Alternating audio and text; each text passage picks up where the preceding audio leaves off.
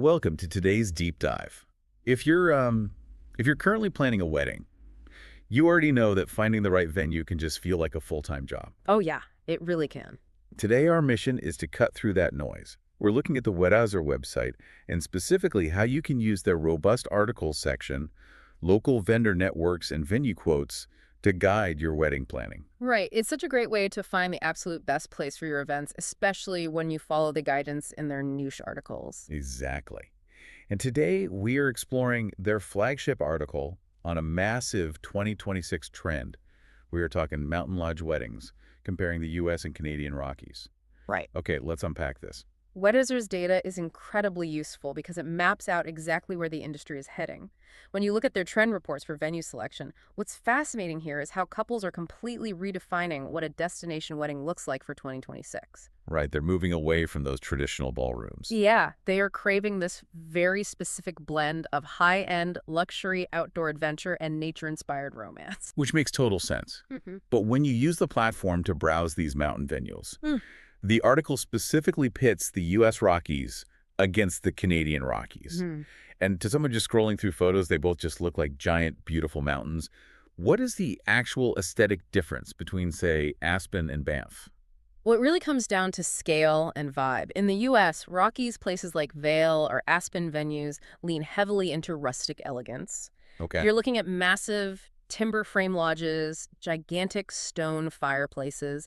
They're structurally designed to handle larger crowds, easily accommodating 150 to 250 guests. Whereas the Canadian Rockies are... Totally different. Up in Banff or Lake Louise, they focus on these pristine turquoise glacial lakes and classic alpine charm. Because of strict national park zoning, you just don't see those massive mega resorts as much. It naturally caters perfectly to the micro wedding trend. Meaning much smaller guest lists. Exactly, like 20 to 120 guests max. That's a huge distinction for anyone trying to finalize their guest list.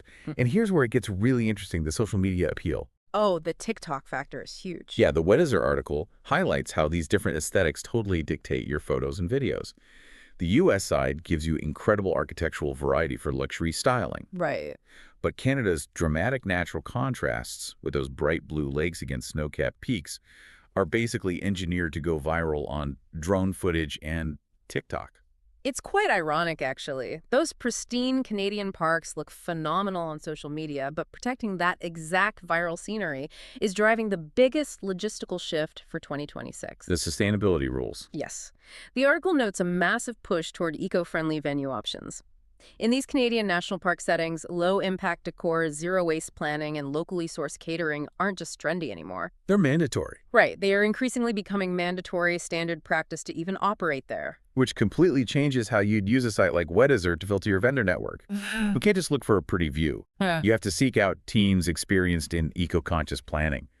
But what about the actual logistics and price tags of getting married in these places? If we connect this to the bigger picture, you have to weigh the budget against the legal realities.